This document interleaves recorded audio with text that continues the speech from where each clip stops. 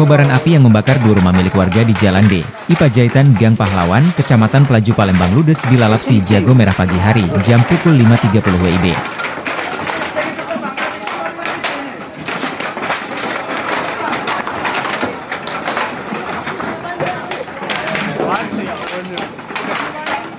Warga yang melihat api yang membesar mencoba melakukan pemadaman dengan alat seadanya dengan cara menghancurkan genteng rumah korban agar api tidak meluas.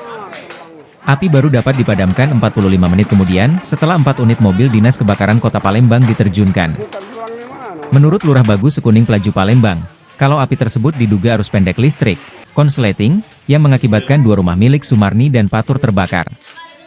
Beruntung dalam peristiwa tersebut tak ada korban jiwa maupun luka-luka, hanya saja kerugian material seperti 2 unit sepeda motor milik korban yang ikut terbakar. Rumah 2 yang terbakar yaitu atas nama Ibu Sumarni sama Bapak Patur.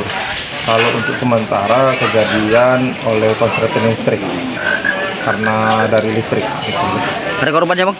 Untuk korban kita tidak ada, cuman yang material 2 motor sama 2 rumah yang kena.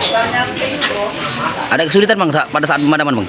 Kalau kesulitan sih tidak, cuman mungkin karena tidak terjangkau mobil damkar karena posisi rumah tidak di keadaan lorong kecil, jadi damkar jadi tidak bisa masuk, cuma bisa masuk oleh selang. Sementara pihak kepolisian kini masih melakukan olah tempat kejadian perkara untuk mencari tahu asal api yang mengakibatkan terjadinya kebakaran.